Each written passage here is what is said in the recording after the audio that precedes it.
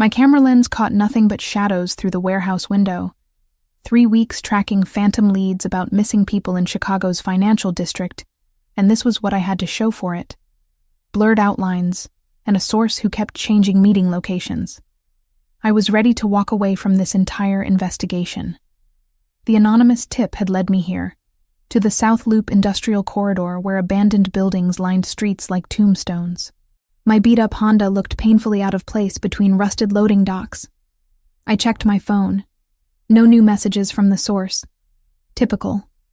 I should have left, gone back to my studio apartment, accepted that some stories died before they began.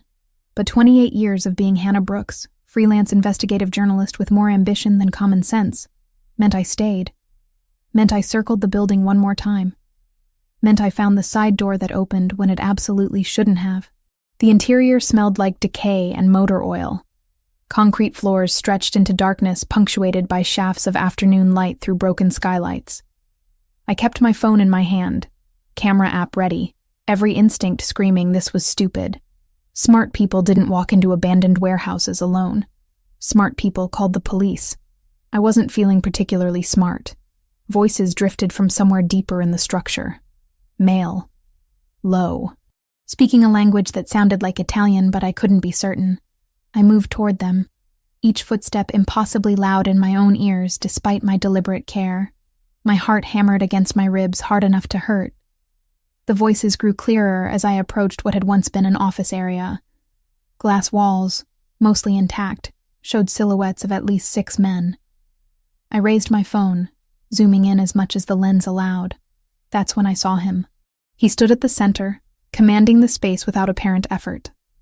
Tall, maybe 6'3", dressed in a suit that probably cost more than my car. Dark hair, darker eyes that I couldn't quite make out from this distance but felt the weight of anyway. The other men deferred to him in subtle ways. Body language spoke volumes when words remained foreign. I took the photo. The click, barely audible, might as well have been a gunshot. One of the men's heads snapped toward my position. I ducked behind a support pillar, pressing my back against cold concrete. Phone clutched to my chest like it could somehow protect me. Footsteps. Fast. Professional. I ran. The warehouse became a maze in my panic. I crashed through a doorway, stumbled over debris, my ankle protesting as it twisted slightly, but held. Behind me. Shouts in English now. They knew someone had been there. They were coming. I burst through what I thought was an exit, but instead found myself in a dead-end loading bay. The massive door was sealed. Locked. I spun around just as 3 men entered the space, blocking my only escape route. They didn't speak. Didn't need to. The message was clear in their positions, their hands resting near their waistbands where I absolutely did not want to imagine what they carried. Then he walked in. Up close, he was devastating. Not handsome in any conventional way, but striking in a manner that bypassed aesthetics entirely and went straight to primal recognition of danger. His eyes were dark brown, almost black in the loading bay's dim light. A thin scar cut through his left eyebrow, barely noticeable but impossible to unsee once spotted.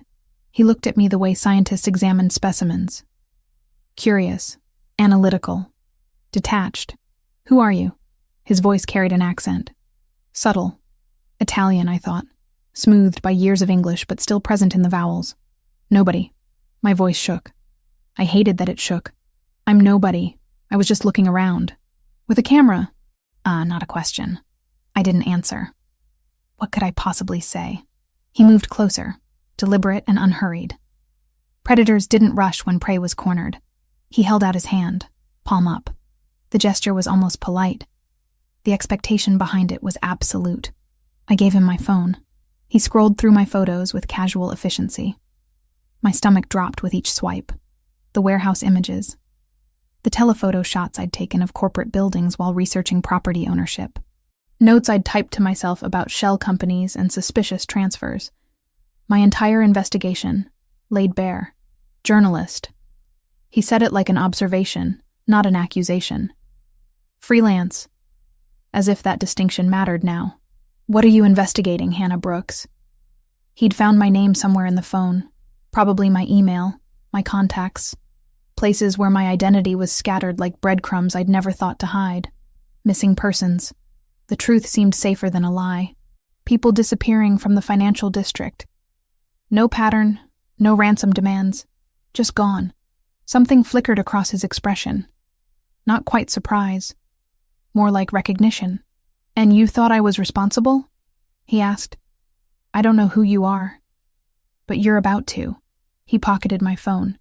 "You've put yourself in a complicated position, Miss Brooks. I'll delete everything. I'll walk away. You'll never see me again." The words tumbled out desperate and raw. No. Simple. Final. "You won't." Fear crystallized into something sharp and cold in my chest. "Are you going to kill me? That would be wasteful." He turned to one of his men, spoke in rapid Italian. The man nodded and pulled out his own phone, typing something. "What are you doing?" I demanded, courage born from sheer terror. "Making arrangements."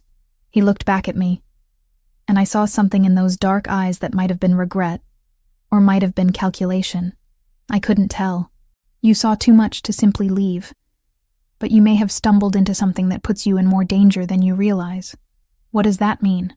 "It means, Miss Brooks, that you're coming with me until I determine exactly how much of a problem you are, and for whom. That's kidnapping." "Yes." No apology in his tone. "It is." Two of his men moved toward me. I backed up until I hit the loading bay door. Nowhere left to go. They didn't grab me, didn't touch me, but their presence was a wall I couldn't cross. "My car will be dealt with. People will look for me. Will they?" He tilted his head slightly. "Freelance journalist. No regular employer. How long before anyone notices you're gone, Miss Brooks?" 3 days. A week? He was right. The knowledge of it burned worse than the fear. "Who are you?" I asked again, but differently this time. Not demanding. Pleading. "My name is Luca Moratoni." He said it like I should recognize it. I didn't. "And you are now under my protection, whether you want it or not." "Protection from what?" "From the people you are actually investigating." His expression hardened. "The ones who don't ask questions before they make problems disappear permanently. The ones whose operations your research was very close to exposing." He paused. "You should be more careful about which doors you walk through, Miss Brooks. Some of them don't open back out." A black SUV pulled up to the loading bay door, appearing so quickly it must have been waiting nearby. The door rolled up with mechanical efficiency. Luca gestured toward the vehicle. "After you." I didn't move. "I'm not asking," he said quietly. "But I am being far more civilized about this than you might expect. Don't make me reconsider that approach." I walked to the SUV. Got in. The door closed behind me with a sound like a vault ceiling. Luca slid into the seat beside me, maintaining a careful distance. Professional, clinical. As we drove away from the warehouse, I watched Chicago's familiar streets pass by the tinted windows, each block taking me further from my life and deeper into something I didn't understand. Luca made a phone call in Italian, his tone businesslike and calm. I sat in silence, my mind racing through implications and escapes, and the terrible realization that I'd walked into a trap I hadn't even known existed. And the man beside me, this Luca Moratoni, with his expensive suit and dangerous eyes, held all the cards. "Where are we going?" I finally asked. "Somewhere safe." He ended his call, pocketed his phone. "Lake Forest, about 35 miles north. You'll be comfortable there while we determine what happens next." "And what does happen next?" He looked at me then. Really looked at me, and I saw something in his expression I couldn't name. "That depends entirely on you, Miss Brooks." The SUV continued north, away from everything I knew, toward something I couldn't begin to predict. And despite every logical thought screaming danger, despite knowing I should be terrified beyond reason, what I felt most acutely was a strange, electric awareness of the man sitting 18 inches away. 3 weeks of investigation had led me here, to this moment, to him. I had no idea it was only the beginning. Sunlight woke me, sharp and insistent through windows I didn't recognize. For a moment I lay still, disoriented, cataloging details that didn't match my studio apartment. High ceilings, crown molding, sheets with a thread count I'd never owned. Then memory crashed back. The warehouse, Luca Moritoni, the drive north. I sat up, taking inventory. The bedroom was twice the size of my entire apartment. Cream walls, hardwood floors, furniture that looked antique and probably was. French doors opened onto a private balcony overlooking nothing but trees, their leaves burning with October color. My clothes from yesterday were folded neatly on a chair. Someone had been in here while I slept. The bathroom was marble in excess. I washed my face with cold water, stared at my reflection, and tried to formulate a plan. Run. Except I had no phone, no car, no idea where I was beyond 35 miles north. And I'd seen at least 4 men patrolling last night. The closet held clothes that fit perfectly despite not being mine. Even undergarments in my exact size. That should have been comforting. It was deeply unsettling instead. I dressed and ventured into the hallway. The house unfolded like a museum. Art I suspected was worth more than I'd earn in a lifetime. Sculptures on pedestals. A staircase that curved down to black and white marble. I found him in a study. Floor-to-ceiling bookshelves lined 3 walls, packed with volumes that looked old and valuable. The 4th was windows overlooking manicured gardens. Luca sat behind a massive desk, laptop open, phone to his ear speaking Italian. He saw me but only gestured toward a leather chair. I didn't sit. Standing felt like the only power I had. He ended the call, set down the phone, and looked at me directly. Daylight made him sharper, more defined. The scar through his eyebrow caught the light. You slept well? As if this was a hotel and I was a guest. No. Understandable. He closed the laptop. We need to establish parameters for your stay. My stay. As if I'm visiting. You are here for approximately 3 weeks. He continued as though I hadn't spoken.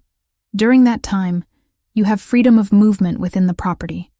The grounds are extensive. You will have access to internet, though monitored. A phone for essential contacts, also monitored. How generous. It is, actually. His voice dropped a degree. Given the alternatives. I crossed my arms. And what happens after 3 weeks? That depends. He stood, poured coffee from a carafe, offered me a cup. I didn't take it.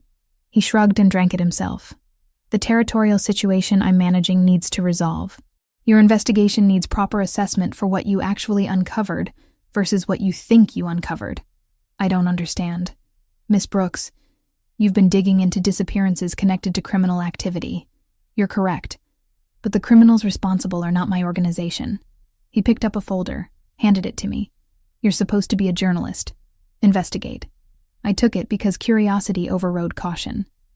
Inside were documents, financial records, shipping manifests, names I didn't recognize, photos of people I'd been tracking, the missing persons from my investigation. Where did you get these? I have resources. He watched me flip pages. Look at the dates, the locations. Notice anything? I did. The disappearances clustered around specific warehouses and ports, all connected to one name appearing repeatedly. 'Ndrangheta operations. Who are they? Italian organized crime. Calabrian, specifically. Expanding into Chicago territory for 2 years. Trafficking. Extortion. Things my organization doesn't touch. Your organization. I looked up. What exactly does it do? We protect our interests. Maintain certain business operations in gray areas. We follow codes. We don't prey on the vulnerable. He straightened. The 'Ndrangheta has no such restrictions. You're saying I was investigating them, not you. I'm saying you stumbled very close to exposing roots that would have gotten you killed. You're not the first journalist they've disappeared. You would have simply been the most recent. The folder felt heavy in my hands. You can't prove this. I can, given time, cooperation. He moved closer, near enough that I had to tilt my head back. You wanted a story. I'm offering one. But it requires patience. And staying alive long enough to write it. By keeping me prisoner. By keeping you safe. He corrected. There's a difference. Not from where I'm standing. Then sit. He gestured again. This time I took it. Legs unsteady. He perched on the desk edge, Close enough I could smell his cologne. Cedar and spice. Expensive. Like everything about him. What do you want from me? Cooperation. Don't try to escape. It would be futile and dangerous. Don't contact anyone beyond essential calls. Don't interfere with my business. And in exchange? Safety. Comfort. When this is over, information you can use. He paused.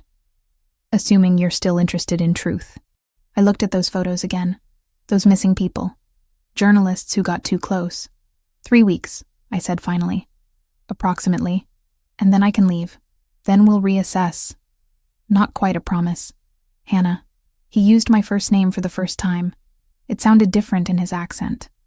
Softer. Almost gentle. I understand this isn't the situation you would have chosen, but it's the situation we're in.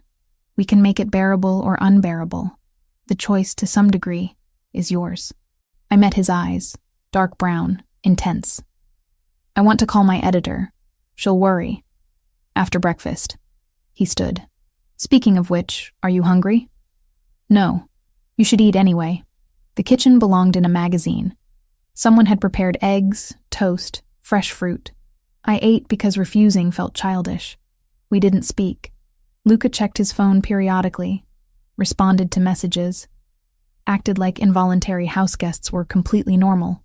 When I finished, he handed me a smartphone. Your editor's number is programmed. 5 minutes. I'll monitor. Keep it simple. I took it to the study and dialed Jessica. Hannah? Jesus, where are you? I'm fine. Following a lead out of town. Might be a few weeks. A few weeks? What lead? The missing person story. It's bigger than I thought. I'll explain when I can. Hannah, I have to go. I ended the call. Luca appeared in the doorway. Well done, he said. Almost approving. Appropriately vague. I lied to my friend. You protected your friend. He took the phone back. The less she knows, the safer she is. I wanted to argue. Couldn't find words. The next 4 days established a routine I hated and adapted to with disturbing ease. I woke when sunlight dictated. Explored the property, finding gardens and a greenhouse and walking paths through woods that always ended at fences I couldn't climb. Avoided Luca when possible, which wasn't often in a house where he seemed to occupy every space eventually. We ate meals together. Sometimes in tense silence. Sometimes with conversation that danced around anything substantial. He asked about my journalism career. I asked nothing personal in return, though I wanted to. He worked constantly. Phone calls and video conferences and hours behind his laptop while I haunted the library, reading first editions I was afraid to damage. He brought my laptop on day 3. Monitored, but functional. I opened investigation files and cross-referenced with his documents. Slowly, a picture emerged. Then Drangheta. Their expansion. Their methods. He'd been telling the truth, at least about this. On the 5th day, during dinner, I asked a different question. Why do you do this? I gestured vaguely. Organized crime. You're clearly intelligent. You could be anything. He set down his fork, considering me. I am what my family made me. This life isn't chosen, Miss Brooks. It's inherited. Everyone has choices. Do they? He tilted his head. What would you have me do? Walk away? Abandon people who depend on me for livelihoods? Protection? I don't know. Neither do I. For the first time, I heard something almost vulnerable in his voice. Almost human beneath the polish. We do what we can with what we're given. The moment passed. He stood, cleared plates himself, rather than calling whoever typically handled such things, and I was left wondering if I'd imagined that flash of something real beneath his carefully maintained surface. 5 days down. 16 more to go. If he was telling the truth about the timeline.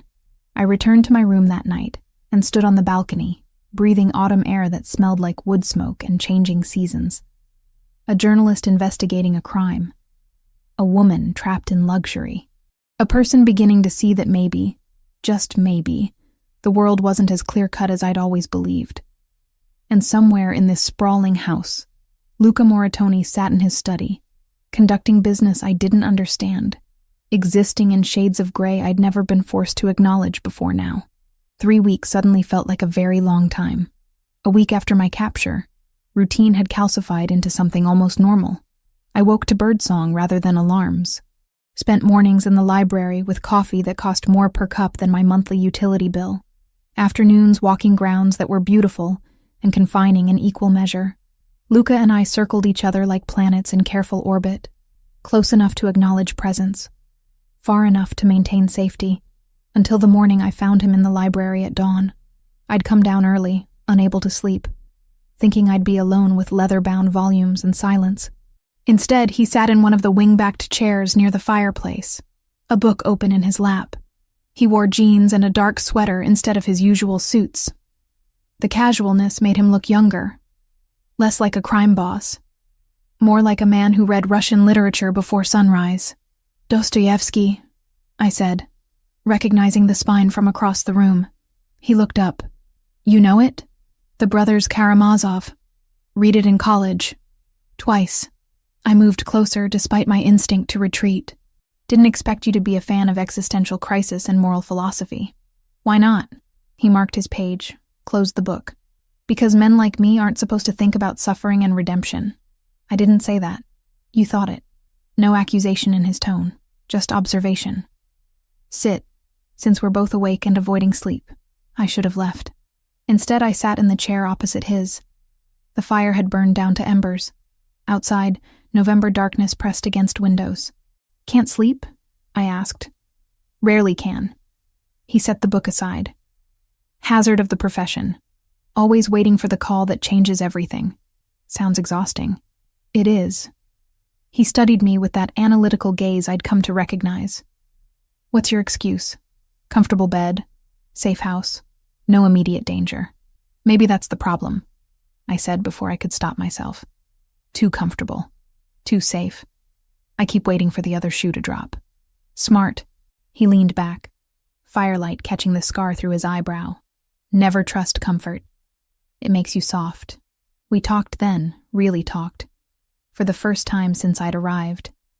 About books, about the philosophy of crime and punishment, about whether people were fundamentally good or fundamentally self-interested. He argued for self-interest with the conviction of someone who'd seen too much evidence.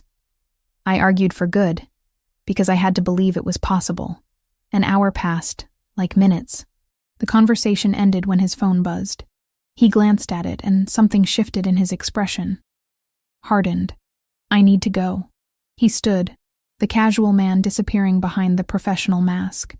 "There's an issue at one of the establishments downtown. Nothing that concerns you, but I'll be gone most of the day." "What kind of issue?" "The kind I handle." He paused at the doorway. "Stay inside today. Don't go near the perimeter." "Why?" "Because I'm asking. Not quite a command." "Close enough." He left before I could respond. I spent the morning restless and distracted. Tried to write. Couldn't focus. The conversation from dawn lingered like smoke. For an hour, Luca Moratoni had been someone I could almost like. Someone intelligent and thoughtful and complicated. Then his phone had buzzed and he'd become someone else entirely. By afternoon, I was pacing the house like a caged animal. I found myself at the windows overlooking the drive, watching for the SUV that had left 6 hours ago. Watching for him. When had I started watching for him? 4 o'clock came. Then 5. Then 6. The sun set and darkness swallowed the grounds. I ate dinner alone, something the cook had prepared and left in the kitchen. The silence felt heavier without him. 7 o'clock. 8. My anxiety shifted from annoyance to something closer to concern. What kind of issue took this long? What kind of business required 12 hours? The kind you don't want to think about. My brain supplied helpfully. At 9:30, headlights finally swept up the drive. I was in the study, pretending to read, when I heard the front door open. Heard voices in Italian. Heard footsteps coming down the hall. Luca appeared in the doorway and my breath caught. His suit jacket was gone. His white shirt had a tear at the shoulder and what looked like blood on the collar. Not a lot. Enough. His knuckles were raw and split, but he was walking. Talking. Alive. "You're hurt," I said, standing before I realized I'd moved. "It's nothing. That's not nothing." I gestured at his shirt. What happened? Nothing that concerns you. The same words from this morning, but with an edge now. Exhaustion. Pain. Something else I couldn't identify. Sit down. I crossed to him. Let me at least look at it. Hannah, sit down. I used my journalist voice. The one that got people to talk when they didn't want to. Unless you want to call a doctor, in which case I'm sure that would be very convenient for your evening. He almost smiled. Almost. Then he moved to the leather couch and sat, wincing slightly. I knelt in front of him, reaching for the buttons of his shirt before I thought better of it. May I? He nodded. I unbuttoned the shirt carefully. The blood on the collar had come from a cut near his collarbone. Not deep, but messy. The kind that bled a lot but wasn't dangerous. His shoulder had bruising already blooming purple and black. First aid kit? I asked. Bathroom down the hall. I found it, returned, and set about cleaning the cut. He didn't flinch when I pressed antiseptic to broken skin. Didn't make a sound. Just watched me with those dark eyes while I worked. What happened? I asked again. Quieter this time. Territorial dispute. Minor. Resolved now. This is minor? You should see the other man. Dry humor threaded through exhaustion. I'd rather not. I taped gauze over the cut, moved to his knuckles. They were worse. Split across 3 fingers on his right hand. I cleaned them gently, feeling the calluses on his palm, the warmth of his skin. You don't have to do this, he said. I know. Then why are you? I looked up, met his gaze. Because you're hurt. Because you came back. Because... I didn't finish the sentence. Wasn't sure how. His hand turned under mine, fingers threading through mine for just a moment before he pulled back. The touch lasted 3 seconds. Maybe less. It felt like longer. Thank you, he said quietly. You're welcome. I finished with his knuckles, packed up the first aid kit, and stood. The air between us felt charged, different. Like something had shifted during those minutes of careful touching and unspoken words. The establishment downtown, I said. Was it the Ndrangheta? Yes. What did they want? What they always want. Territory, profit, control. He leaned back against the couch, looking more tired than I'd seen him, more human. They sent a message. I sent one back. The language of violence is unfortunately very clear. Is it over? For now, these things are never truly over. He looked at me then, something unguarded in his expression. You were worried. I was annoyed you weren't here for dinner. The lie came easily. We both knew it was a lie. Hannah. My name again in that accent. Softer. You felt something when you saw me hurt. Don't pretend otherwise. I would feel something seeing anyone hurt. Would you? He stood, moving closer, not threatening, questioning. Would you have spent the evening watching the drive? Would your hands have shaken when you cleaned wounds that aren't yours to care about? I don't know what you're talking about. Yes, you do. He lifted his injured hand, traced one finger along my jaw. The touch was feather light, electric. You're starting to see me as something other than your captor, and it terrifies you. You're wrong. Am I? His thumb brushed across my lower lip. Tell me I'm wrong, Hannah. Tell me you feel nothing. I should have. Should have pulled away. Should have reminded us both that this was impossible for 100 reasons. Instead, I leaned into his touch, just slightly, and watched something ignite in his eyes. This is a bad idea, I whispered. Terrible. He agreed. Neither of us moved away. The moment stretched, taut and trembling. I could feel my pulse in my throat, could see his chest rise and fall with carefully controlled breathing. We stood at the edge of something that would change everything. His phone rang. The spell broke. He stepped back, pulled out the phone, glanced at the screen. I need to take this. His voice had gone professional again. Cool. Controlled. Like the past 2 minutes hadn't happened. Of course. I retreated to the doorway. Get some rest. You look like you need it. Hannah. I stopped but didn't turn around. It's not wrong, he said quietly. What you're feeling. Neither is being afraid of it. I didn't respond. Couldn't. Just walked back to my room and stood in the dark, replaying the moment his finger had traced my jaw. The moment I'd leaned in instead of away. 7 days into 3 weeks, and I'd just crossed a line I couldn't uncross. Outside, autumn wind rattled the windows. Somewhere in the house, Luca spoke in Italian to someone about business I didn't understand. And I stood in borrowed clothes in a borrowed room, touching my jaw where he'd touched it, wondering what the hell I was doing, wondering if I even wanted to stop. 2 days passed in careful avoidance. I stayed in my room longer than necessary, took meals at odd hours, found excuses to be anywhere Luca wasn't. If he noticed, he didn't comment. But I felt his gaze tracking me when our paths crossed. On the 3rd day, winter arrived. I woke to find the world beyond my windows transformed. Snow blanketed the grounds in white silence. I was in the library when the power flickered. Once, twice, then died completely. The silence was absolute. No hum of heating, no electronic buzz, just snow against windows and my breathing. Footsteps in the hallway.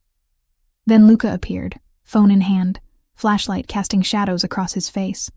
"Lines are down," he said. "Storm took out infrastructure. Could be hours before power returns. What about the generator? Should have kicked in." He frowned. "I'll check it. Stay here." He built a fire efficiently. Within minutes, flames crackled and warmth spread through the room. "Don't let it die," he said.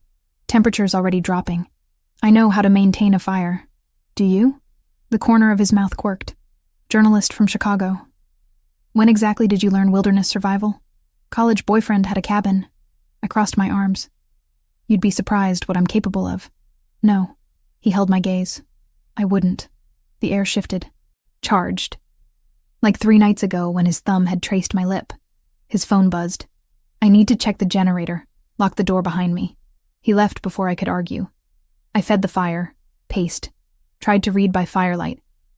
30 minutes became an hour, then 2. Outside, snow fell heavier. When the door burst open, I jumped. But it was Luca, covered in snow, shaking. Blood ran down his arm from a gash near his shoulder. "What happened?" I crossed the room. "Generators sabotaged. Someone cut the fuel line." He grimaced. "Rigged a blade trap. Amateur work, but effective. You need stitches. I need to secure the perimeter first." He pulled out his phone, swore. "No signal. Sit down." I pushed him toward the couch. "You're bleeding everywhere and half frozen. The perimeter can wait. It's not that deep. Let me be the judge of that." I retrieved the first aid kit. He shed his snow-soaked jacket and shirt without prompting. The cut was 3 inches long, slicing through muscle. Deep enough to need stitches. "This is going to hurt," I warned. "It already hurts." I cleaned the wound gently. He didn't make a sound, but I felt his muscles tense. Felt the controlled breathing. "The Ndrangheta?" I asked while I worked. "Most likely. They knew this storm was coming. Perfect cover. For what? For making a point. For showing they can reach us here." His jaw tightened. "For reminding me that safety is an illusion." I started butterfly closing the wound. "Not ideal, but it would hold." "Your investigation," Luca said suddenly. "The missing persons. You were tracking patterns, yes?" "Yes. Why?" "When you looked at the files I gave you, the Ndrangheta operations. Did you notice something about the locations?" I thought back. The warehouses, the ports. They were near transportation hubs. Places where people could be moved quickly. What else? They were in areas where multiple jurisdictions overlap, where responsibility gets blurred. Exactly. He watched me work. You were close to exposing a trafficking route that runs through 4 states. Closer than anyone else has gotten. That's why you're dangerous to them. You knew this when you took me. I suspected. I've confirmed it since. He caught my hand. "Hannah, that research you did, those connections you made, that's why they would have killed you without hesitation." His hand was warm on mine. Strong. Steady despite the injury. "Then you did save my life," I said quietly. I complicated it beyond recognition. His thumb traced across my knuckles. "But yes, I suppose I did." I finished bandaging his arm in silence. The fire crackled. Snow whispered against windows. "Stay here tonight," Luca said, "until I can sweep the house properly. I'm not afraid." "You should be." He stood, moved to the windows. Fear keeps you careful, keeps you alive. Is that how you live? In constant fear? No, in constant awareness. There's a difference. I fed more wood to the fire. The library was warm now, insulated by thick walls, but I could feel cold seeping in from the rest of the house. What happens if they come tonight? I asked. Without power or security systems. Then I handle it. Simple. Certain. But they won't. The storm is message enough. They'll wait to see how we respond. We. Yes. He looked at me directly. You're part of this now, Hannah. Whether you wanted to be or not. I didn't want any of this. I know. Something soft entered his expression. But here we are. Despite everything, I almost smiled. You have a twisted sense of humor. It's how I stay sane. He sat carefully, favoring his injured arm. Tell me something. Why journalism? Why investigate things that get people killed? I sat opposite him. The fire cast dancing shadows. Because someone has to. Because the people who disappear deserve to be remembered. Because silence is complicity. Even when truth is dangerous? Especially then. He studied me for a long moment. You remind me of someone. My brother, Gabriel. He believed in absolutes too, right and wrong. Justice and injustice. Past tense. He died 5 years ago. Caught in crossfire meant for me. The pain in his voice was raw. He was 23, studying law. Going to be the legitimate Moritoni. I'm sorry. So am I. He leaned back. He would have liked you. Would have argued philosophy with you for hours. What was he like? And Luca talked. Really talked. About Gabriel. About growing up in a family where violence was currency. About the brother who'd wanted different and died for it. About carrying that weight every day since. I listened. Asked questions. Saw pieces of him I hadn't glimpsed before. The grief. The guilt. The walls that kept people out. Hours passed. The fire burned low. I added more wood. Snow continued falling. And in that library, cut off from the world, we stopped being captor and captive. We were just two people talking in the dark about loss and choices. I need to tell you something, I said finally, about my investigation. Tell me. I wasn't just tracking disappearances. I was tracking people trying to expose the Ndrangheta. Activists, other journalists, a prosecutor. They all went silent in the same 6-month window. I met his eyes. I think they're eliminating anyone who gets too close. Luca went very still. How close were you to publishing? A week, maybe less. I had sources ready, documentation, testimony. I swallowed. Then my source went dark. Then I got the tip about the warehouse. Jesus. He stood, paced to the window. You were bait. They were using you to find my operation, frame me, start a war. Or both. He turned, and the look on his face was fury and fear. You walked into that warehouse thinking you were investigating me. They were leading you to me, making you the match that lit the fire. But it didn't work. Because I took you first. He crossed back to me, grabbed my shoulders. Not rough. Urgent. Hannah, if I hadn't, if you'd published and named me, you'd be dead. I'd be fighting a war on 2 fronts. And they'd have exactly what they wanted. I looked up at him. At the intensity in his dark eyes. At the bandage on his arm that I'd put there. So what now? I whispered. Now you tell me everything. Every source. Every connection. Every piece of evidence. His hand slid from my shoulders to cup my face. And then we finish what you started. Together. Why would you help me? Because they tried to use you against me. Because they hurt people I'm supposed to protect. His thumb traced my cheekbone. Because you matter. And I'm done pretending you don't. The kiss happened without decision. His mouth on mine. My hands fisting in his shirt. The firelight and the snow and the danger all fading. When we broke apart, both breathing hard, neither of us moved away. This changes everything, I said. I know. We can't take it back. I don't want to. I kissed him again. Deeper this time, certain. And felt the last walls between us crumble. 3 days later, the storm broke. Power returned. Life resumed its careful rhythm, but everything had shifted. We'd crossed the line. There was no going back now, only forward, together, into whatever came next. 3 weeks since the warehouse, the timeline Luca had promised initially, but everything had changed. I sat in his study while he worked through intelligence reports. We'd fallen into this pattern over the past week.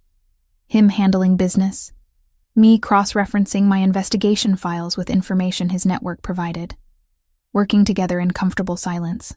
My laptop screen showed a map covered in pins.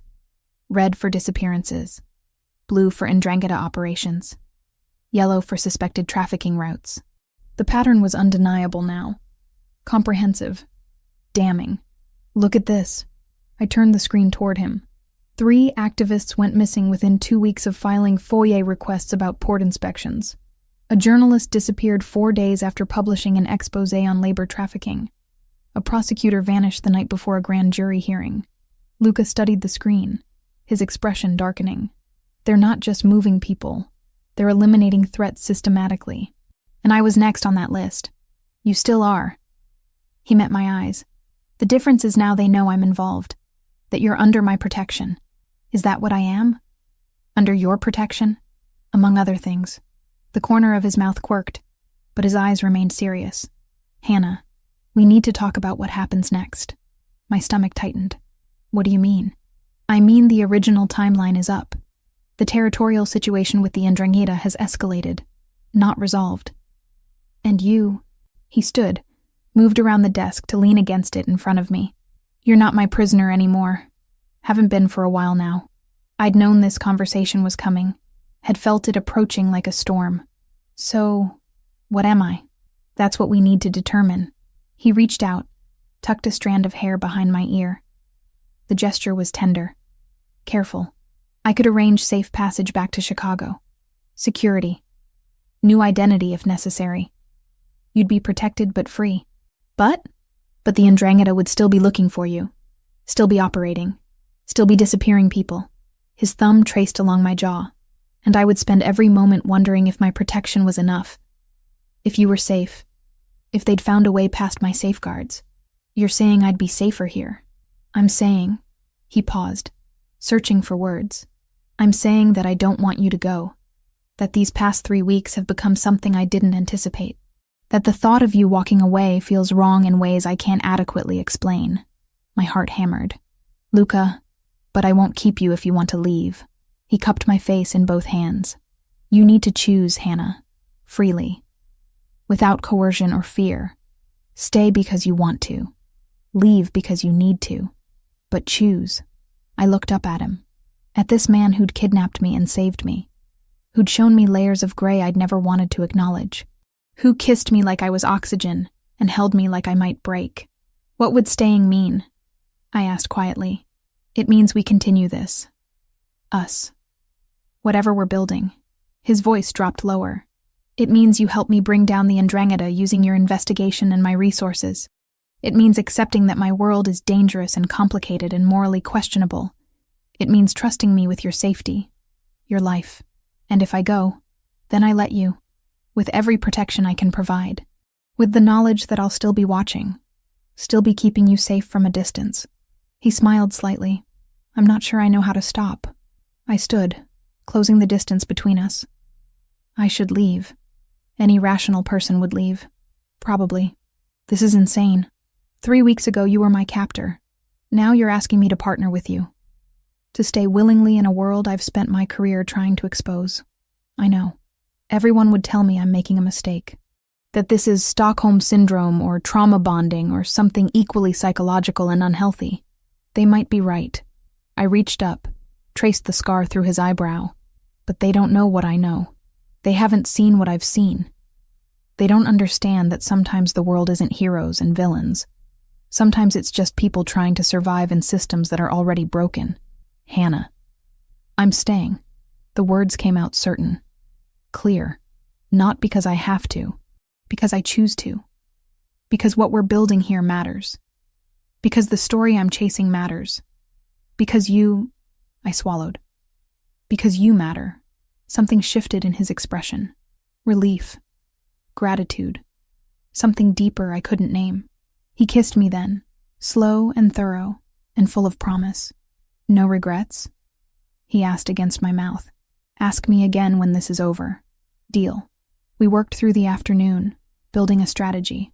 My investigative skills combined with his intelligence network created a picture more complete than either could have assembled alone. By evening, we had targets, names, locations. Adrian Greco, Luca said, pointing to a photo on his laptop. He's the one orchestrating the trafficking routes. Mid-level in the Ndrangheta hierarchy, but ambitious. Wants to expand territory, and doesn't care who gets hurt in the process. He's the one who's been escalating tensions with you. Yes. And the one who likely marked you as a target when you got too close to his operation. I studied the photo. Greco was maybe 40, well-dressed, ordinary-looking. The kind of man who'd disappear into a crowd, except for his eyes. Cold, calculating. How do we stop him? Carefully. Luca pulled up more files. He's protected, supported by the larger organization. Going after him directly would start a war we can't win. But exposing his operation, cutting off his roots, making him a liability to his own people, that we can do, using my investigation. Using your investigation combined with evidence I can provide. Things I've gathered over months of watching them encroach on my territory. And then what? I publish? We go to the authorities? Both. He looked at me directly. But it has to be airtight. One chance. If we miss, if they have warning, they'll scatter. Disappear. Rebuild elsewhere. And they'll come for you with everything they have. The weight of it settled over me. This wasn't just journalism anymore. This was war. Strategic and dangerous and potentially deadly. I'm scared, I admitted. Good. Fear keeps you careful. He pulled me close. But you're not alone in this. Not anymore. We spent the next 3 days in intensive preparation. I wrote, documented, built the narrative structure. Luca provided evidence, photographs, financial records, testimony from sources he'd cultivated. Together we created something powerful, undeniable. On the 4th day, his phone rang at dawn. I watched his expression change as he listened. Harden, darken. When? He asked. Silence. How many? More silence. Keep everyone inside. I'm coming. He ended the call, already moving toward the door. What happened? I stood, following. Greco made his move. Attacked one of our locations on the north side. 3 of my people are injured. 1 critical. His jaw was tight. He's declaring war. Then let's give him one. I grabbed my laptop. Everything we've built. It's ready. Let me publish now. While he's distracted. While he thinks he has the upper hand. Luca turned, studied me. Once you publish, there's no taking it back. You'll be a confirmed target. They'll know you're working with me. I know. They'll come for you. Let them try. I held his gaze. You said it yourself. One chance. This is it. He's exposed. Vulnerable. Acting on emotion instead of strategy. If we hit him now, we hit him hard enough that he can't recover. Slowly, he smiled. It was a dangerous expression. The smile of a man about to go to war. Then do it. Publish everything. I'll make sure it gets to the right authorities simultaneously. By the time Greco realizes what's happening, it'll be too late. I opened my laptop. My fingers flew across the keyboard. Subject line. Confirmed. Ndrangheta trafficking network operating in 4 states. I attached everything. Every document. Every photo. Every carefully constructed connection.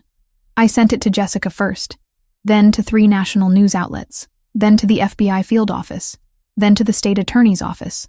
14 emails, 14 bombs, sent simultaneously. It's done, I said. Luca looked at his phone as notifications started flooding in. His contacts, his network, all receiving the same information through different channels. It's done, he agreed. Outside, dawn broke over Lake Forest. Inside, we'd just declared war on an organization that made people disappear, that trafficked human beings, that killed anyone who got too close. I should have been terrified. Instead, I felt certainty, purpose, like every choice in my life had led to this moment. Luca's phone rang again. He answered, listened, and smiled. Greco just got arrested. FBI raid on his location based on evidence received this morning. They found exactly what we said they'd find. And his operation? Raids across 4 states. Coordinated. Simultaneous. He looked at me with something like awe. You did it. We did it. Is it over? This phase is. He pulled me close. But the Ndrangheta doesn't forgive, doesn't forget. They'll regroup, rebuild, come at us differently. Then we'll be ready. Yes. He kissed the top of my head. We will. 3 weeks had become forever. A prisoner had become a partner. An enemy had become something else entirely. And standing in his study as sunlight streamed through windows, as sirens echoed in the distance where arrests were happening, as everything we'd built together began dismantling an empire of cruelty, I knew I'd made the right choice. Whatever came next, we'd face it together. The article went viral within hours. By afternoon, every major news outlet was running with it. Federal agents executed warrants across Chicago, Detroit, Cleveland, and Pittsburgh. The Ndrangheta's trafficking network collapsed under the weight of evidence I'd spent months gathering, and Luca had strategically enhanced. My phone wouldn't stop ringing. I'd turned it off after the 50th call. CNN wants an interview, Jessica said through the laptop screen. We were on a video call, her face pixelated but excited. So does NBC, the Tribune, the Post. Hannah, this is massive, career-defining work. I can't do interviews right now.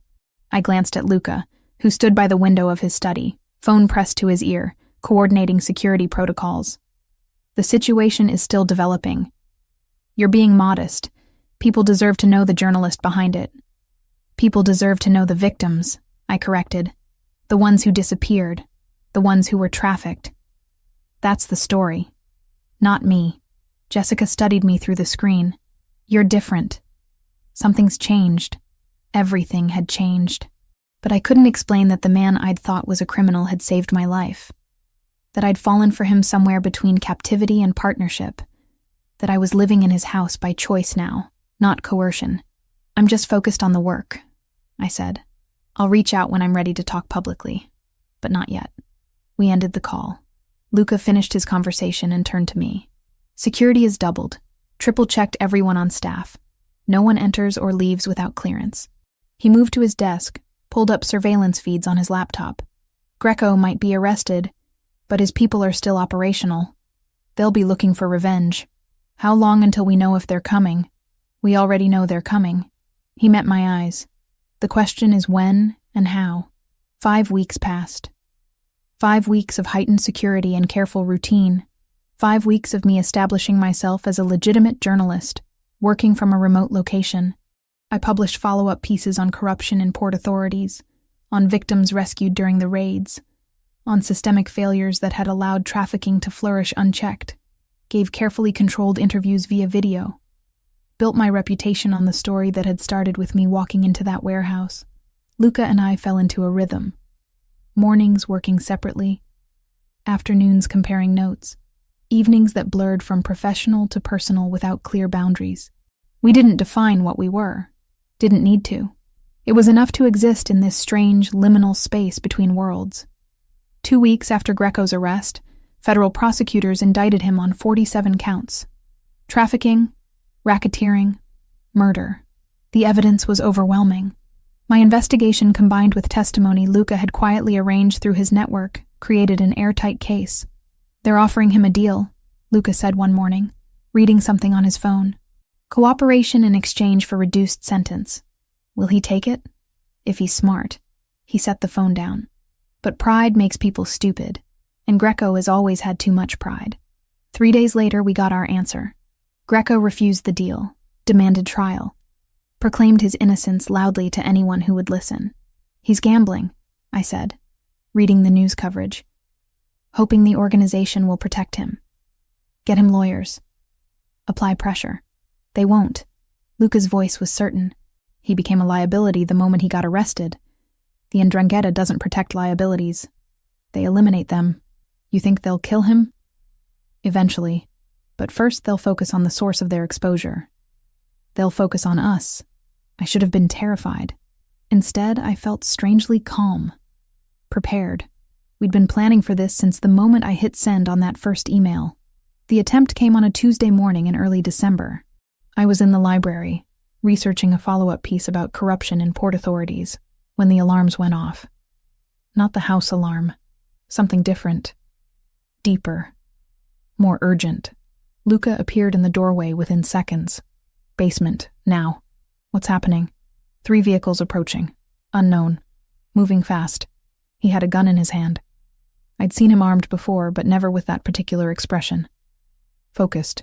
Ready. Hannah. Basement. Don't argue. I didn't argue. Ran for the stairs he indicated. He followed. Entered a code on a keypad I'd never noticed. A door opened to reveal stairs leading down. The basement wasn't a basement. It was a safe room. Reinforced walls. Monitors showing every angle of the property. Weapons locked in a cabinet. Enough supplies to wait out a siege. Stay here. He moved to the monitors, studying the feeds.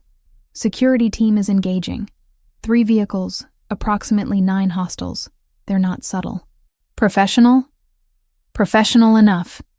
He touched his earpiece, spoke rapidly in Italian. On the monitors, I could see SUVs blocking the drive.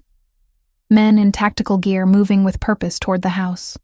Gunfire crackled through the speakers. Luca's security team engaging from defensive positions. The hostiles returned fire, advancing despite resistance.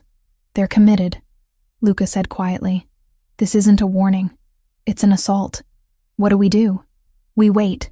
My people are trained for this. The house is fortified. Unless they brought explosives, they're not getting in. As if in response, one of the monitors flared white. Explosion. The front entrance. Or they brought explosives, Luca said. His hand moved to the weapon cabinet, opened it. Handed me a gun. Do you know how to use this? Point and shoot? Safety here. Aim center mass. Don't hesitate. He checked his own weapon with practiced efficiency. They're not coming down here. But if they do, if somehow they get past everything else, you shoot anyone who isn't me. Luca, promise me. I promise. He moved back to the monitors. On screen, hostiles breached the entrance. Smoke obscured the footage. His security team engaged, holding them in the entryway. But there were too many. Too determined. Luca spoke into his earpiece. Commands in Italian. On screen, 2 of his men fell back, regrouped. Created a defensive line between the hostiles and the interior of the house. 10 minutes of chaos. Gunfire. Shouting. The monitors showing violence I'd only ever seen in movies. Men fell on both sides. The hostiles pushed deeper into the house. Then sirens. Distant, but approaching. Police, I said. Better. Luca smiled slightly. Federal agents. I called them the moment the alarms went off. On screen, the hostiles heard the sirens too. Began retreating. Fell back toward their vehicles. His security team pressed the advantage, driving them out. By the time law enforcement arrived, the assault was over. 5 hostiles dead. 3 captured attempting to flee. 4 of Luca's security team injured. None fatally. We emerged from the basement to controlled chaos. Federal agents securing the scene. Paramedics treating wounded. Evidence teams photographing everything. Agent Morrison approached. Mr. Muratoni. Miss Brooks. Interesting morning. That's one word for it, I said. We'll need statements from both of you. He looked around the damaged entryway.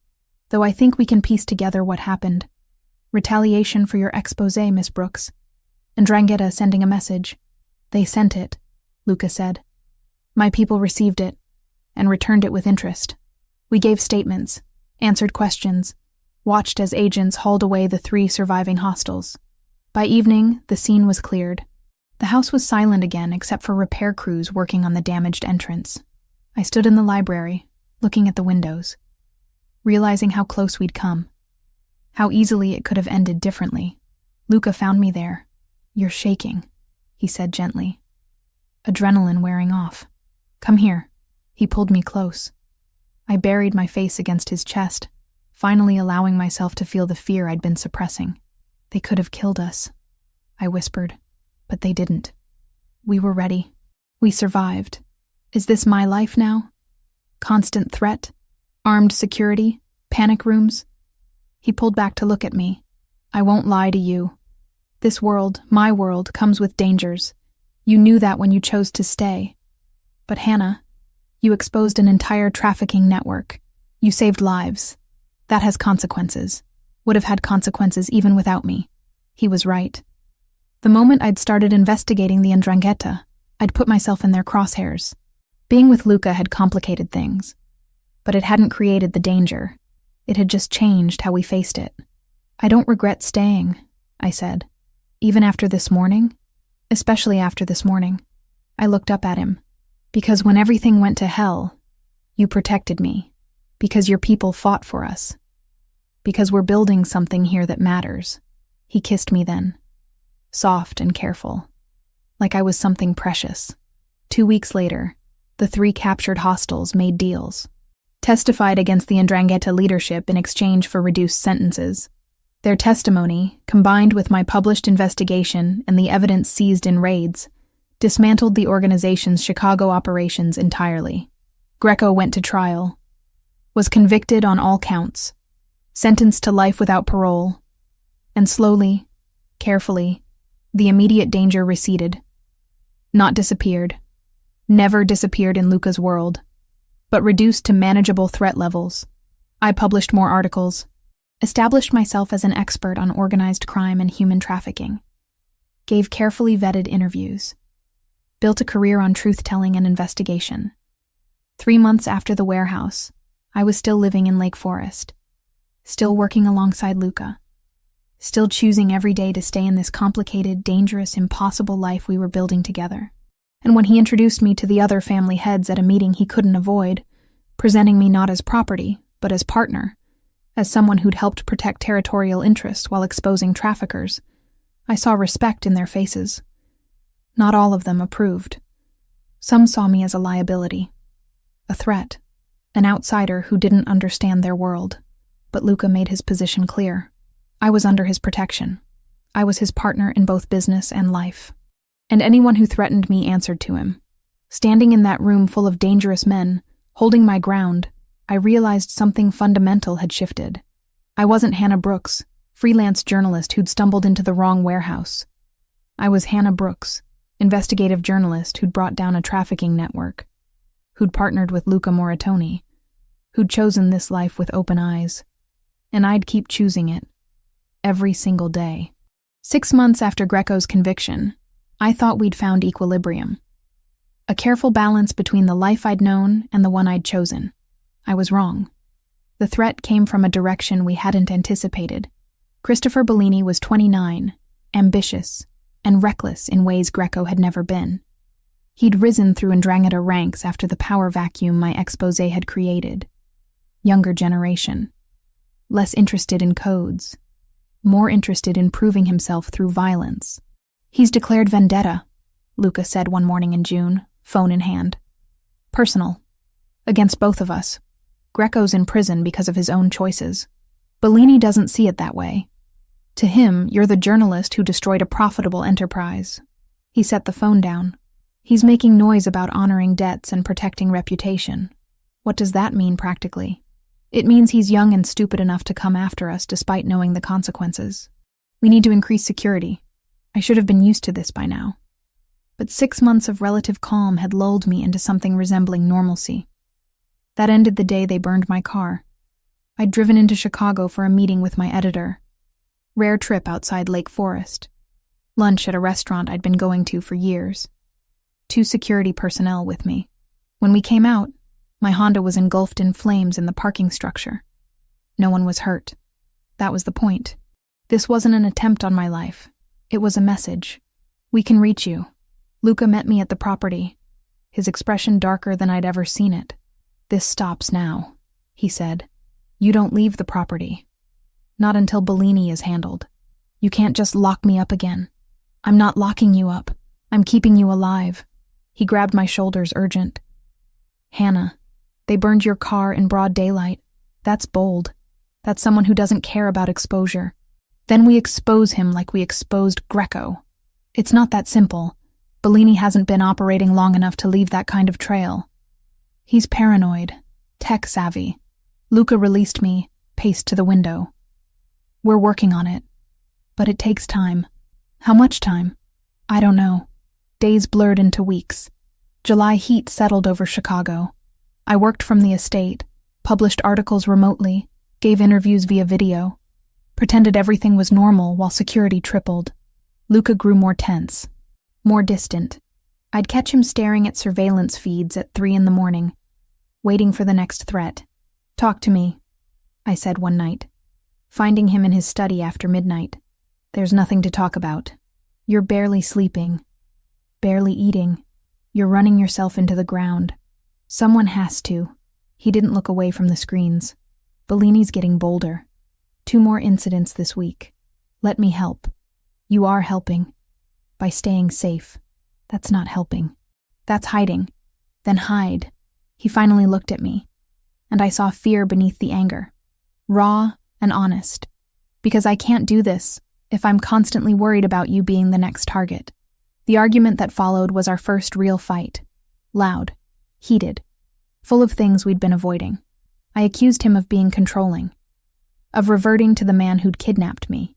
He accused me of being reckless, of prioritizing pride over survival. We both said things we regretted. I slept in a different room that night, lay awake wondering if we'd just broken something that couldn't be fixed. Morning brought clarity and apology.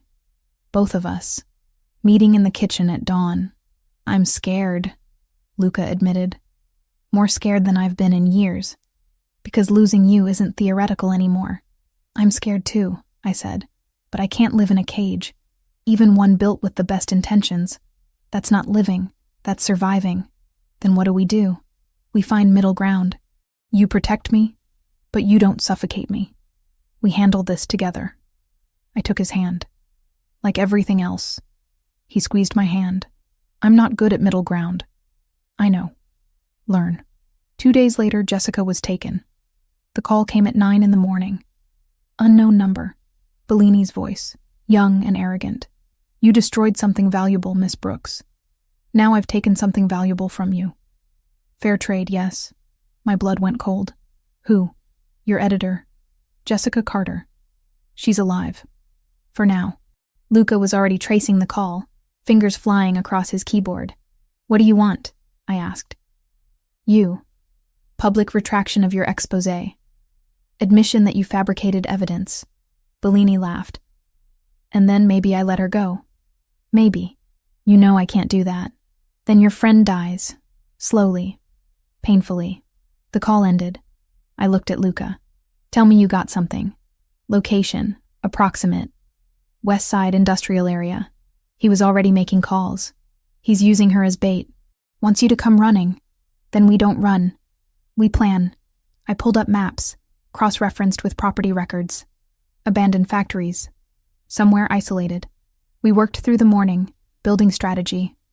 By afternoon, we had 3 candidates. "We can't hit all 3 simultaneously," Luca said. "Then we make him tell us which one."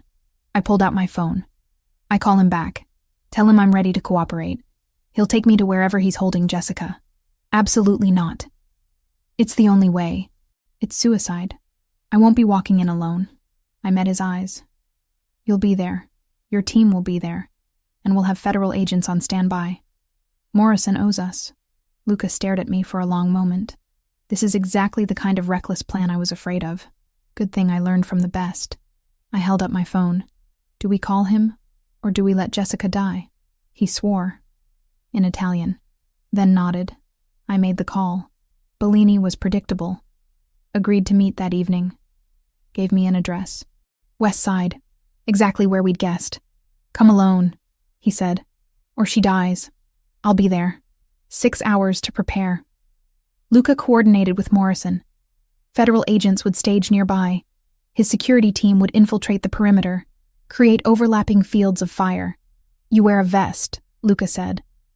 Non-negotiable. The moment things go wrong, you hit the ground. Define things go wrong. Anything that involves bullets. He helped me into the Kevlar vest. "Hannah, promise me you'll be careful. Promise me you will too," At 7, I drove to the address, alone in a car equipped with tracking equipment. My heart hammered. The location was an abandoned factory, rust and broken windows. I parked where instructed, got out slowly, hands visible. Bellini appeared with 4 men, sharp suit, designer watch, playing dress-up as a crime boss. Miss Brooks, punctual. He gestured, and one of his men shoved Jessica forward. Alive, bruised, terrified. See? Unharmed. Mostly. Let her go, I said. I'm here. Not quite yet. Bellini circled me.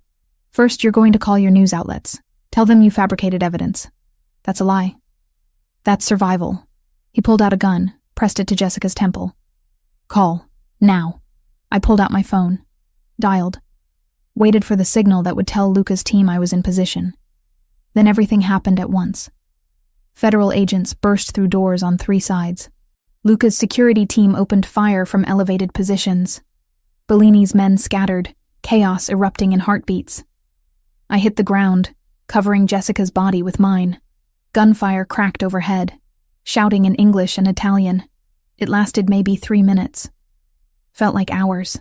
When silence fell, Bellini was on the ground, wounded and captured. His men were dead or surrendering. Jessica was safe. Luca appeared beside me, pulled me up, checked me over with hands that shook. Never again, he said. We are never doing anything like this again. Agreed, I said. Then kissed him. Hard, grateful, alive. Bellini was arrested, charged with kidnapping, attempted murder, racketeering. He'd be joining Greco in prison, but the aftermath was complicated. Jessica knew now. Understood who Luca was, what I'd become. You're with him, she said the next day. Not a question. He's organized crime. It's more complicated than that. Is it? She studied me. Hannah, I've known you for 8 years. I've never seen you like this. So tell me honestly, is this what you want? I thought about the question. Yes, I said finally. It is. She nodded slowly. Then be careful. And keep writing. The world needs your voice. 1 year after walking into that warehouse. After being kidnapped and falling in love and choosing a life I never could have predicted, I stood on the terrace of the Lake Forest estate, watching sunset, and felt Luca's arms wrap around me from behind. Regrets? He asked softly. I leaned back against him, felt his heartbeat. Thought about everything we'd survived, everything we'd built. Not a single one. Good. He kissed the top of my head. Because I'm done letting you go. Ever. Promise? Promise. The sky darkened. Stars emerged. And somewhere in Chicago, people lived and died and made choices that would define them. We'd made ours. Together. And we'd keep making them. Every dangerous, impossible, perfect day. 2 years after the warehouse. 2 years of building something impossible and making it work. I stood in the library of the Lake Forest estate, now as much my home as Luca's, and looked at the bound manuscript on the desk. My book. The full story of the Ndrangheta trafficking network. The investigation that had nearly killed me. And the complicated truth of organized crime in modern America. You're sure about this? Luca asked from the doorway. He held 2 cups of coffee, morning ritual we'd developed. I'm sure. I took the coffee, savored the warmth. It's time. The story needs to be told properly. The whole thing. Start to finish. Including us? Especially us. I looked at him. Not the details. Not anything that compromises security. But the truth that the world isn't black and white. That sometimes the people we're taught to fear are more complicated than the narrative allows. He moved to the window, looking out at grounds covered in October color. The families won't like it. Some already think you're a liability. This will make it worse. Let them think what they want. I joined him. You've protected me for 2 years. We've survived 2 attempts, multiple threats. I'm not backing down now. I know. He smiled slightly. I stopped expecting you to back down 18 months ago. That was a good plan. That was a terrifying plan that somehow worked. He turned to face me fully. Hannah, if you publish this, there's no going back. Your name will be permanently linked to mine, to this world. People will judge you, question your ethics. They already do. I reached up, touched the scar through his eyebrow. The moment I chose to stay, I made my choice. This book is just me being honest about it. He caught my hand, pressed a kiss to my palm, then publish it, tell the truth. The book released 6 months later, in April. The response was immediate and polarizing. Some praised it as groundbreaking investigative journalism that humanized complex criminal networks without excusing their actions. Others condemned it as propaganda from a compromised journalist. I did interviews, defended my work, explained that understanding wasn't condoning. Jessica stood by me. So did other journalists who recognized the integrity in it. But others wrote op-eds, questioning my credibility, my relationship with Luca Moratoni. "They're calling you my captive who developed Stockholm Syndrome," Luca said one evening, reading his phone. "Let them." I closed my laptop. "Anyone who actually reads the book will see that's not what happened. You're taking this better than I expected, because I know the truth. We know the truth." I moved to sit on the edge of his desk. "I walked into your life by accident. I stayed by choice. Everything after that was us figuring out how to build something real." He pulled me closer, hands settling on my hips. 2 years. Sometimes it feels like yesterday. Sometimes like forever. "Both," I agreed. "It's both." His phone rang. He glanced at it, expression shifting. "It's Marco, from the council. Marco Rinaldi, head of one of the 5 families that formed the alliance Luca worked within. Older generation, traditional, not a fan of mine." "Answer it," I said. Luca did, putting it on speaker. "Marco, Luca, we need to talk. About the journalist. About her book. I'm aware of the book. I read it before publication. Then you know she's made us all targets. Exposed operations. Named names. She exposed the Ndrangheta. Not us. There's a distinction. The authorities don't care about distinctions. This brings heat we don't need." Marco's voice was hard. "The council wants to meet. Discuss this situation. Discuss her." I felt Luca tense. "What exactly are you suggesting?" "We're suggesting that having a journalist in your home, writing about our business, is a problem that needs addressing. She's under my protection. That hasn't changed. Then perhaps your protection needs to be reconsidered." The threat was clear. Not against Luca directly. Against me. Against his position if he continued defending me. "Marco," Luca's voice dropped to something dangerous. "I've built relationships, expanded territories, and handled threats that benefited all of us for 5 years. I've earned my seat at your table. And I'm telling you now, clearly, that Hannah Brooks is not negotiable. She's mine to protect. And if the council has a problem with that, they can bring it to me directly." Silence. Then a sigh. "You're willing to risk everything for her?" "Yes." Another pause. "The council meets next week. Thursday. Chicago. You'll attend. Bring her." "Why?" "Because if she's going to be part of your life, part of our world by proxy, then we need to see what we're dealing with. Need to understand if she's an asset or a liability." Luca looked at me. I nodded. We'd known this was coming. "We'll be there," Luca said. The call ended. "You don't have to do this," Luca said immediately. "I can attend alone." "No." I slid off the desk, paced to the window. Running doesn't solve anything. They want to meet me? Fine. Let them see that I'm not some naive journalist. I know exactly what your world is. And I'm still here. They'll question you, challenge you, try to find weaknesses. Good. I turned back. Because I've faced federal agents, rival criminal organizations, and attempted murders. I can handle a meeting with some old men who don't like that their world is changing. He almost smiled. Some old men who could have us both killed. But they won't, because you've made yourself valuable. And because killing a journalist who just published a major book would bring exactly the attention they're trying to avoid. You've been paying attention. I've been living here for 2 years. I've learned how this works. Thursday came cold and clear. We drove into Chicago, security team in 2 additional vehicles. The meeting location was a restaurant in Little Italy, closed for the afternoon. 5 men waited inside. Marco Rinaldi, Anthony Caruso, Vincent DeLuca, Joseph Colombo, Samuel Morrison. They studied me as we entered, assessing. "Gentlemen," Luca said, "thank you for agreeing to meet." "We didn't agree," Marco said. "We demanded." He gestured to chairs. "Sit." We sat. I kept my expression neutral, professional, confident without arrogance. "Miss Brooks," Marco began, "your book has caused quite a stir. That was the intention. Journalism should provoke thought. Journalism should also know when to stay silent. I disagree. The Ndrangheta was trafficking people. That truth needed exposure. And in exposing them, you cast attention on all of us.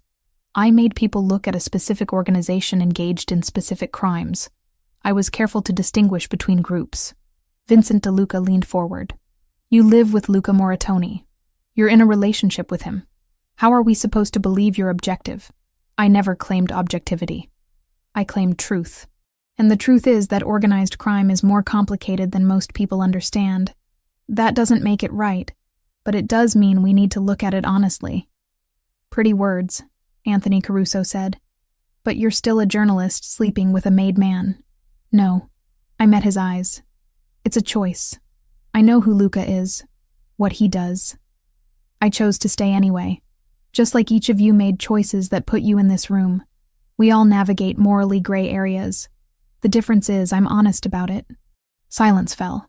The 5 men looked at each other. "You have courage," Samuel Morrison said finally. "Most civilians brought before this council are terrified. I'm not most civilians. And I'm not here to be judged. I'm here as a courtesy." I leaned forward slightly. "You don't control me. You don't dictate what I write. I will continue investigating, continue publishing. The only question is whether you're wise enough to see that as an asset rather than a threat." "An asset?" Marco's eyebrows rose. "Explain." "I have credibility in mainstream journalism. I have contacts in federal law enforcement.